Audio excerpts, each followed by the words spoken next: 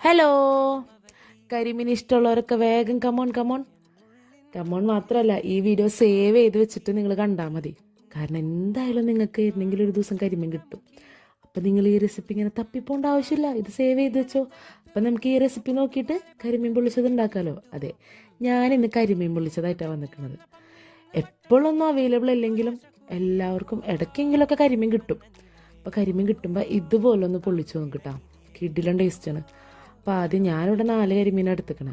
അപ്പോൾ നമ്മൾ ബേസിക് മസാല, അതായത് മുളക് പൊടി, മഞ്ഞൾപ്പൊടി, ഇഞ്ചി വെളുത്തുള്ളി പേസ്റ്റ്, കുറച്ച് നാരങ്ങനീര്, കുരുമുളക് പൊടി, ഉപ്പ്, ഇതെല്ലാം കൂടി ഇട്ടിട്ട് മാഗ്നേറ്റ് ചെയ്തിട്ട് ജസ്റ്റ് ഒന്ന് അങ്ങോട്ട് ഇങ്ങോട്ടും ഷാലോ ഫ്രൈ അല്ല, ജസ്റ്റ് ഒന്ന് പൊരിച്ചെടുക്കാം.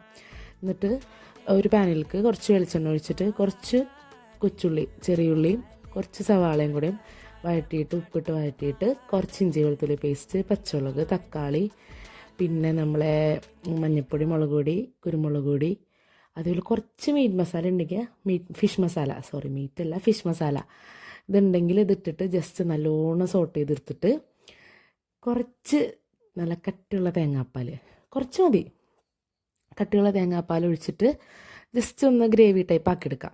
ഗ്രേവി ടൈപ്പ് ആക്കിയെടുത്തിട്ട് നമ്മളെ വാഴൻ്റെ അതൊന്ന് ജസ്റ്റ് അത് ഇങ്ങനെ വാട്ടിയിട്ട് അതിൽ കുറച്ച് ഗ്രേവി, അതിൻ്റെ മുകളിൽ കരിമീൻ, അതിൻ്റെ മുകളിൽ കുറച്ചുകൂടെ ഗ്രേവി, എന്നിട്ട് ഇങ്ങനെ കെട്ടിപ്പൊട്ടിയിട്ട് ഫ്രൈ പാനിൽ അങ്ങോട്ടും ഇങ്ങോട്ട് തിരിച്ച് മറിച്ചൊക്കെ ഇട്ടിട്ട് ഒന്ന് പൊള്ളിച്ചെടുക്കുക.